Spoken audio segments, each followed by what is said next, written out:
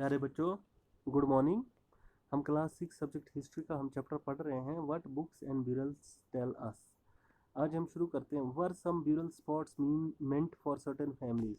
बोलते हैं कुछ जो दफनाने की जगहें हैं वो क्या किसी किसी किसी खास फैमिली के लिए ही थी। Sometime megaliths contain more than one skeleton. बोलते हैं कभी कभार जो मेगालिथ्स है उसमें एक से ज़्यादा हड्डियों का क्या होता था, ढांचा होता था। This indicate that people perhaps belonging to the same family. इसका ये इस तरफ इशारा करता था कि शायद से जो वहाँ पर जो ढांचे मिले थे, अलग अलग ढांचे मिले थे, वो एक ही परिवार के लोग हों, सदस्य हों। Were buried in the same place though not at the same time, कि वो उन सबको एक ही जगह पे दफनाया गया हो, लेकिन टाइम समय अलग हो सकता है, टाइम अलग हो सकता है, लेकिन दफनाया एक ही जगह पे गया होगा। The bodies of those who died later were brought into the grave through the portholes। बोलते हैं कि वो बॉडीज जो वो शरीर जो बाद में मरे होंगे या उनको बाद में लाया गया होगा इन जगह पर इन दफनाने के लिए, किन के ज़रिए, पोर्ट होल्स के ज़रिए। जैसे हमने पढ़ा था बच्चों, ऊपर के पोर्ट होल्स इसके ऊपर रखते हैं, मेगालिथ्स के ऊपर बना के रखते हैं ताकि उसमें से इंसान एंट्रेंस के लिए होते हैं कि अंदर जा पाए। स्टोन सर्कल्स और boulders place on the surface probably served as signposts to find the burial sites. जो स्टोन सर्कल, जो गोल आकार के, जो गोल शेप में, वहाँ सर्कल शेप में जो स्टोन्स रखे जाते थे या बड़े बड़े पत्थर रखे जाते थे, वो इसलिए रखे जाते थे ताकि वो एक निशानी हो, निशानदेही हो कि यहाँ पर क्या है कि किसी की ये है, क्या बोलते हैं इसको, किसी को दफनाया गया है। So that people could return to the same place whenever they wanted to, इसीलिए कि लोग उस जगह पर दोबारा आ पाए जब वो चाहते, आना चाहे। अब अगला है स्पेशल बेरियल एट इनाम गांव। एक खास किस्म का जो ब्यूरल था वो कहाँ पर था, इनाम गांव में। बोलते फाइंड इनाम गांव ऑन मैप 2 पेज नंबर 13। इनाम गांव मैप 2, इनाम गांव जगह मैप 2 में ढूंढिए, कहाँ पर, पेज नंबर 13 में। It is a site on the river Ghod. ये कौन सी साइट थी, कहाँ पर थी ये, किस नदी, दरिया के ऊपर, दरियाए घोत। ए ट्राइब्यूटरी ऑफ द भीमा, जो किस नदी की ट्राइब्यूटरी थी, भीमा दरिया की। It was occupied between 3600 and 2700 years ago. ये कब, जो ये इनाम गांव ये जो इनाम गांव जगह है, ये कब बनी थी, 3600 साल या 2700 साल पहले। Here adults were generally buried in the ground. यहाँ पर क्या, जो एडल्ट्स होते थे, जो बालिक लोग होते थे, उनको कहाँ पे, वहाँ पर ज़मीन के अंदर दफनाया जाता था। Laid out straight with the heads towards the north. उनको सीधा रखा जाता था और उनके सर को किस तरफ, नॉर्थ जो दिशा होती है, नॉर्थ डायरेक्शन होती है, उस तरफ रखा जाता था। Sometimes burials were within the houses. कभी कभार जो ब्यूरल्स होते थे, कभी कभार लोगों को घरों के अंदर ही दफना दिया जाता था। Vessels that probably contain food and water were placed with the dead. बोलते कि वहाँ पर उनके साथ बर्तन रखे जाते थे, उनके अंदर खाना या पानी रखा जाता था, जो इंसान, जो पर्सन, जो आदमी मर जाता है, उसकी डेड बॉडी के साथ। One man was found buried in a large 4 legged clay jar in the courtyard of a 5 roomed house. बोलते कि एक इंसान को दफनाया गया था एक बड़े ही जार में, मिट्टी का एक बर्तन था, बहुत ही बड़ा मिट्टी का बर्तन था, जिसको 4 टांगे थी, और in the courtyard of a 5 roomed house, एक जो पाँच पाँच कमरों का एक घर था, उसके आंगन में। One of the largest houses at the site, वो उस साइड पे सबसे बड़ा घर था जहाँ पर वो आदमी की डेड बॉडी मिली थी या उस आदमी को दफनाया गया था। In the centre of the settlement, जो सेटलमेंट उसकी बिल्कुल बीचों बीच। This house also had a granary. यह हाउस क्या था, ग्रेनरी। ग्रेनरी क्या होता है, जहाँ पर जो अनाज का क्या होता है, गोदाम होता है, जहाँ पे अनाज रखा जाता है। The body was placed in the cross legged position. जो बॉडी थी उसको किस तरीके से रखा गया था, उसकी टांगों के क्रॉस लेग्ड पोजीशन, उसकी टांगों को क्रॉस में रखा गया था।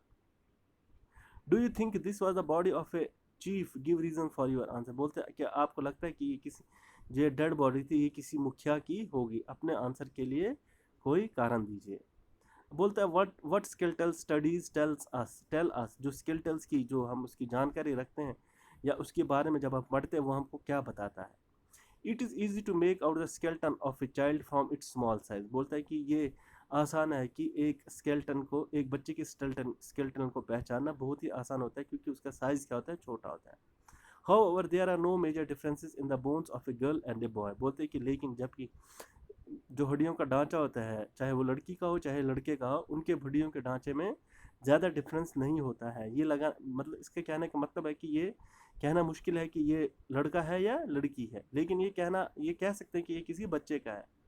Can we make out whether skeleton was that of a man और ए वुमेन, क्या हम वो पता लगा पाते हैं कि जो हड्डियों का ढांचा किसी आदमी का है या किसी औरत का है। Sometimes people decide on the basis of what is found with the skeleton, बोलते कभी कभार लोग इससे फैसला ले लेते हैं कि जो ये डेड बॉडी है उसके साथ क्या मिला। फॉर इंस्टेंस, मिसाल के तौर पर, if a skeleton is found with jewellery it is sometimes thought to be that of a woman. मिसाल के तौर पर अगर कोई हड्डियों का ढांचा जेवरात के साथ मिले तो ये अंदाज़ा लगाया जाता है कि ये जो जो हड्डियों का ढांचा ये किसी औरत का है। However there are problem with this, लेकिन कभी कभार इसके साथ मुश्किलात भी होते हैं। Often man also wore ornament, अक्सर आदमी भी जेवरात लगाते थे या पहनते थे। A better way of figuring out the sex of a skeleton is to look at the bone structure, बोलते एक सही तरीका स्केलेटन के बारे में पता लगाने का कि ये औरत है या आदमी है, उसकी जो हड्डियों का स्ट्रक्चर है, उसकी जो हड्डियों का आकार है उससे। द हिप और the pelvic area of women in generally larger to enable child bearing, जो हिप एरिया होता है, जो लेडी का हिप एरिया होता है वो क्या होता है, लगभग आदमी के हिप के एरिया से क्या होता है, बड़ा होता है, क्योंकि उनको क्या करना पड़ता है, बच्चों को भी जन्म देना, बच्चों को जो अपने शरीर के अंदर बच्चों को रखते हैं उसकी वजह से। This distinctions are based on modern skeletal studies, जो ये पता लगाते हैं ये किस पर आधारित है, किससे पता लगता है बच्चों, जो आजकल की पढ़ाई है, स्केलेटल स्टडीज़ की पढ़ाई है, उससे पता लगता है। About 2000 years ago there was a famous physician named Chakra who wrote a book on medicine known as the Chakra Samhita, बोलते कि लगभग 2000 साल पहले एक बहुत ही मशहूर फिजिशियन था, नाम उसका क्या था, चक्रा, जिन्होंने एक दवाइयों के ऊपर एक किताब लिखी थी, उस किताब का नाम क्या था, चक्रा Samhita. There is states that the human body has 300 bones, वहाँ पे उनको पता लगता है कि इंसान में कितनी, जिसमें पता लगाया गया है कि उस इंसान में कितनी है, 300 नहीं बच्चों, 360 bone, 360 bones. This is much larger number than the 200 bones that are recognised in modern anatomy, बोलते हैं कि ये जो आजकल हम बोलते हैं कि आजकल के उस आजकल की गिनती से बहुत ज़्यादा है, आजकल की 200, जो हम बोलते हैं कि आजकल 200 हड्डियाँ हैं, उससे बहुत ज़्यादा है। Chakra arrived at this figure by counting the teeth joints and cartilage, Chakra ने ये फिगर जो 360 बोला कि 360 हड्डियाँ होती है, ये किन को गिन के बताया कि एक तो जो दांत होते हैं, एक तो जो जॉइंट्स होते हैं, जो जोड़ होते हैं, एंड कार्टिलेज, और जो हमारे शरीर के अंदर नरम हड्डियाँ होती हैं, उन सबको गिन के उसने क्या बोला कि हमारे शरीर के अंदर कितनी हड्डियाँ हैं, 360 हड्डियाँ हैं। अब बोलते हैं ऑक्यूपेशन एट इनाम गांव के लोगों के पास क्या धंधा था या वो क्या काम करते थे। Archaeologist have found seeds of wheat, barley, rice, pulses, millets, peas and sesame. Archaeologist इनके क्या मिले थे, उनको बीज मिले थे, व्हीट्स के, बार्ले के, राइस के, पल्सेस के, मिलेट्स के, peas and sesame. Bones of a number of animals, और हड्डियाँ भी बहुत सारे जानवरों की हड्डियाँ भी। Many bearing cut marks that show they have may been used as food have also been found, उनके ऊपर बहुत सारी क्या थे, कट मार्क्स भी थे, जिससे वजह लगता था कि उनको खाने के लिए इस्तेमाल किया गया हो। हैव आल्सो बीन फाउंड, वो भी मिले थे। बोलते these include cattle, buffalo, goat, sheep, dog, horse, ass, pig, sambar, spotted deer, black buck, antelope, hare and mongoose, ये सारे जानवरों के इनको वहाँ पर हड्डियाँ मिली थी। Besides birds, crocodile, turtle, crab and fish, इसके बावजूद बर्ड्स नहीं मिले थे, क्रोकोडाइल नहीं मिले थे, टर्टल नहीं मिले थे, क्रैब नहीं मिले थे, and fish. There is evidence that fruits such as ber, amla, jamun, dates and a variety of berries were collect, वहाँ पे उसके भी सबूत मिले गए थे, वहाँ पे अलग अलग मुख्तलिफ किस्म के फ्रूट्स भी, मेवे भी मिले थे, जैसे कि बर हो गया, आमला हो गया, जामुन हो गया, डेट्स हो गया, and a variety of berries were, और अलग अलग किस्म की बेरीज भी वहाँ पर उनको इकट्ठा किया था। तो थैंक यू बच्चों, आज क्लास में इतना ही पढ़ेंगे, नेक्स्ट क्लास में हम इसका आगे का पढ़ेंगे। Thank you.